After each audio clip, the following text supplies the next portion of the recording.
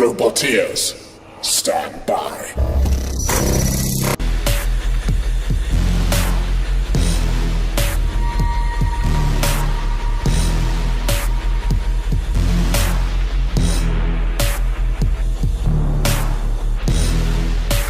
What is your name?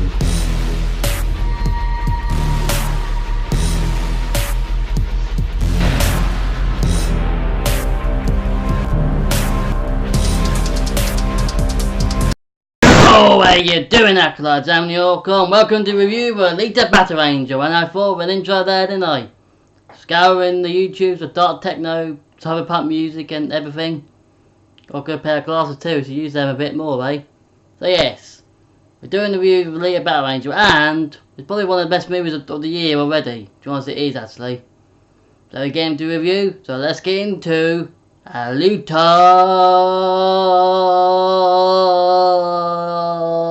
Battle Angel. So let's start the story then. First thing, I didn't know, before we even watched this or knew about this, apparently I didn't know it was actually a manga or anime. Yep, didn't know whatsoever. I found a clip of the anime though.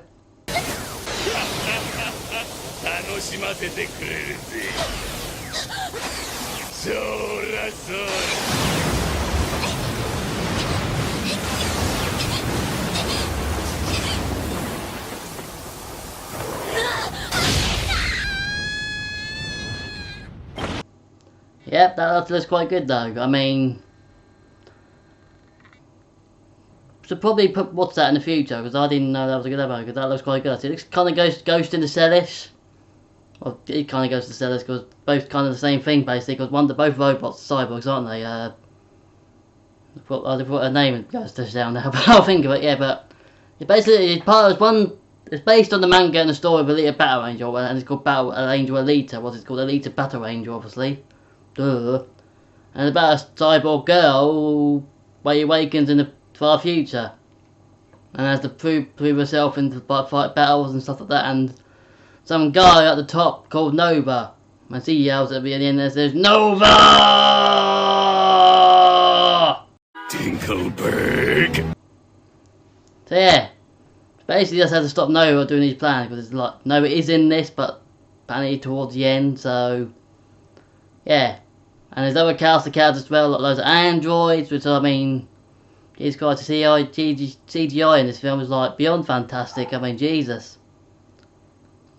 And other critters like her father, I guess, Edo, and and his wife, who's somewhat evil but not evil, but kind of gets off in the end, but you know. And the only flaw of this film, the main boy character. I mean, yeah, we'll get to that. So basically the story is about the anime girl who's becoming a cyborg and has to prove herself across the whole city. I forgot the city's name now, but I know the top bit, the top city is called Salem, something like that. And once to get up there, to kick Nova's bully, kick Nova's ass, tore him a new asshole. He needs a new bully. Also, he's got blue eyes or something, and he controls people around there. So the story is basically a basic anime one. You know what anime stories are like; they're all like over the top and stuff like that. So. But this makes this amazeballs. So, let's get into the characters and stuff. But let's start with the main one herself, Alita. It's probably the best part of this movie, to be honest. Definitely the best part of this movie because he's basically a good femme fatale. Not a bit of a naive one, but a still good femme fatale nonetheless because he learns not to care. He's kind of hunter warrior thing. We'll discuss that later with Edo. I mean, we'll see. And basically, there's a cyborg who basically learns her place, because I think beforehand he was all forgetful and like that. We have to gain my memory back, and apparently he was from Mars. Really, from Mars, which is a bit odd, isn't it? Mars. And she meets new friends like Hugo, who is the love interest in this movie. We'll get to Hugo in a bit. That's the steady part of this movie. I mean, yeah. Father's assistant, who's this black woman, we know what the name of, just called a nurse, Jackie, or nurse Shaniqua or something, but you know, something like that. And Vector, which is the kind of like the villain's main puppet guy, who's called Vector, wears black glasses, played by Mahershala Ali, who's from La La Land. Right, no, we're getting info here. No, he was in Moonlight. There you go. He was in Moonlight. So yeah, Alita is based upon movie, but also she is all totally CGI. But don't let that stop you. I mean, it's supposed to be an anime girl. Because when the original trailer came out, Bug Eyes freaked people out a bit, but I didn't know what the movie was going to be about, and now we know. And he's basically CGI to the top level. That is way better than we've seen in recent years. And yes, he's kind. He knows when to cry, like that. And I don't know the actor's name, but he's probably going to get more roles from now on. The actress is going to be Gold Places Boy and not in Harvey Weinstein's hotel room, no. Nowhere near there. So, let's go to our father then, Edo. Good old Edo. Edo in the bed over Edo, didn't he? Edo. Oh no, Edo, the bed over the Edo. He's basically the one that puts about together all these cyber type things. He's played by Christoph Waltz too, who plays a cyber surgeon. I mean, he's played a Nazi, he's played a Congo type white guy suit, colonist probably. And he's played, who else did he play? Oh yeah, he played Blofeld too, so Christoph Waltz has got a array of roles under his belt. I mean, a little bit cray-cray too. Big bit cray-cray. So basically he's the cyber surgeon who helps to put Alita back together, who had a troubled past because Alita was the name of his dead daughter who got wiped away by a robot. I mean, was in a wheelchair, a robot came running through, went like that, and her head probably went over there and splattered on the wall. Who knows, it probably was. Yeah, and he has a wife too, who looked like a bit of a goth girlfriend type thing, but no. Do you know who that was played by Jennifer Collins? There's a lot of people in this that are quite talented actually. So yeah, also this is where we get the Hunter Warrior thing into fruition, because he goes out at night looking like a Bloodborne created character.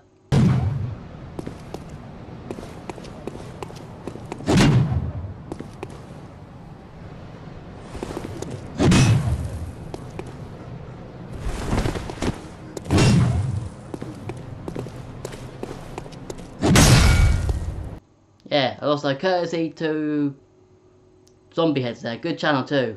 Also I tried to find anywhere to find a Boom Hammer thing, Bloodborne thing, because Edo when he goes out as a Hunter Warrior, he literally looks like a Bloodborne character, like Jesus Christ, and that's hilarious. Also, before we even knew he was a Hunter Warrior, there's people that saw him getting swiped, Black Girl getting swiped with a thing before his jackpot ripped up the Ripper on the loose. Or Liam Neeson on the prowl again, probably that.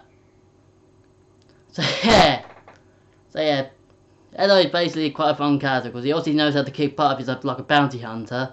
He knows how to kick the butt, oh, the butt, the dirt, the butt. He knows how to kick and drive butt.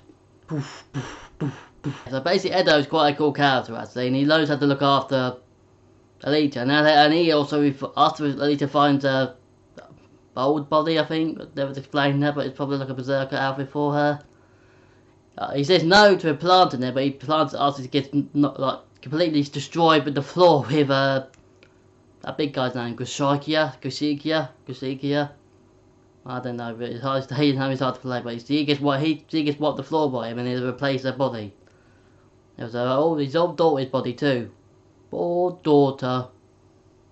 So now we come to this love interest, and who basically served no purpose of the film until the very end. I mean, you can feel about any role really. You can put any role against this guy. He played by Hugo, and I don't know who his name's Hugo, but I don't know who the actor is. But probably not going to be forgotten in years. Not much to talk about really, but he does serve a purpose towards the end. Like he does make Alita have motivation to kill Nova way stronger. That's all though, because he reminds you of these lot. He ain't that good.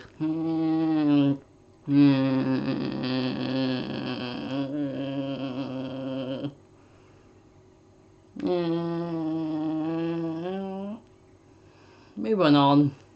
We come to the big old villain in the movie. You know, it's Nova, but Vector is kind of the villain, but he's made, you know, he's a puppet to the guy anyway, and he's Nova. It's Nova. Novocaine. Nova. Yeah, basically this is a picture I can find of him, because I can't find no pictures of the actor in the movie anywhere. So that's the best I could find. Also, you know the strange thing? It looks like Dr. Insano from the Sound Critic series. Armies and rule the world!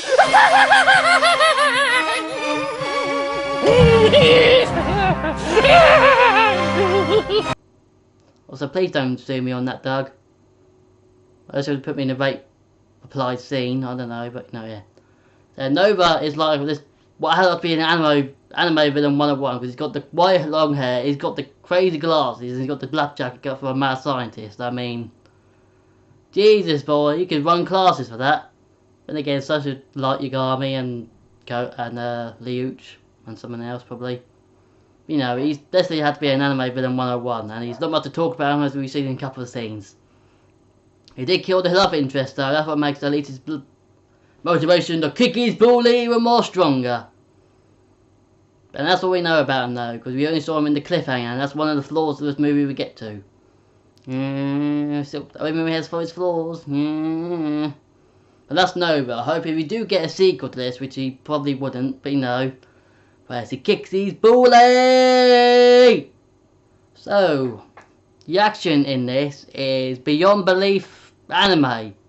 And managed to make anime scenes come to life. I mean, boy oh boy, this was impressive. So he literally kicked 2 bottles into these 2 people's faces. And both beat out by the long pause there. If I couldn't find a clip on the internet, so I'll just beat that. You know, I got a clip on the internet where I kick him with bottles into people's faces. But you know, Alita is a damn good girl in this. FBI, Got the wrong house. Yep, got the right house. Alita really kicks ass in this. I mean, worse, he kicks Kovishiki's butt 4 times before getting smashed up, but then he did it later. He destroys this other guy called Zapan, one of the androids, and a host of other stuff. See, really goes to hell and town with these boys, especially Vector. He stabs him right through. Jesus. Also, I think he kills no. Zapan kills Hugo. But again, we don't care about Hugo, do we? Because he's basically another love interest and no one cares about him, these type of movies. But yeah, the action. Damn, boy. I want to see more anime movies like this. I mean, yikes, yikes. So now we get to the cyborgs and the CGI part. I mean, there is some CGI visionary going on here that literally look like real people. The Kushika, the android girls with the clawy arms that looks like a spade. He gets up to some kinky stuff, I swear though. And Zapan himself, who's like all metallic, and there's the face there. I mean, it looks so real that it looks impressive. I mean, this movie should win an Oscar for like the CGI for theatric stuff. I mean, it seriously should. And also, the Kushika guy is like huge and like that, and it looks like he's actually a real huge guy. I mean, Jesus Christ. I mean, James Cameron and Robert Rodriguez, you got yourself a clanger here, boy. The CGI on this, you've done well. But everything looks better than this. I mean, seriously.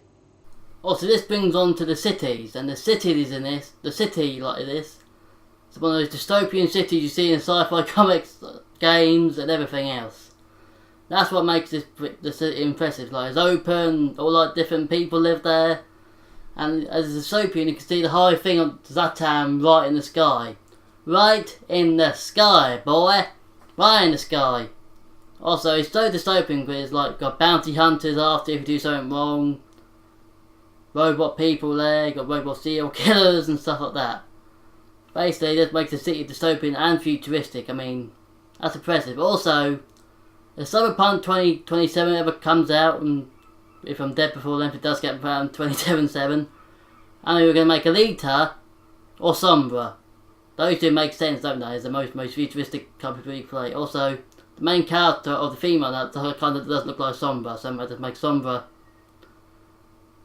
which is more than anything. Also, the city in this is still impressive. It does look all run down and stuff like that, but it's futuristic, more futuristic than Detroit is. Probably it's a futuristic Detroit, to be honest, always futuristic New York, but the city in this is top notch. So, we get to the flaws of this movie then, and there's 2 things wrong with it. But let's start the love interest and love relation stuff. At first watching this, is that he's fallen in love with a robot instantly, which is a bit creepy to be honest. Hugo, he knows she's like a robot and stuff like that, but he still falls in love with her anyway. I mean, she does have feelings and stuff like that, but it's just a bit weird. Just looks like a sex bot, and also makes this scene weird too. With Christoph Waltz, I mean the scene just seems a bit odd too. I mean, just sitting there in a weird bone of his system whilst he's looking at him, and I mean, what the hell, man?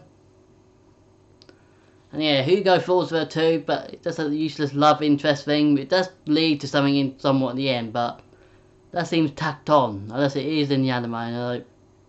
But that's to make it's not actually a flaw, but you know, we'll see. Also, this comes to the other flaw, the cliffhanger. That damn cliffhanger. This will make this probably drop the movie down in points a bit, because if this doesn't get a sequel, that'll be a damn shame. Because at the sequel, the cliffhanger, he just points a sword up to Nova and says, "I'm coming for you, bitch, yeah!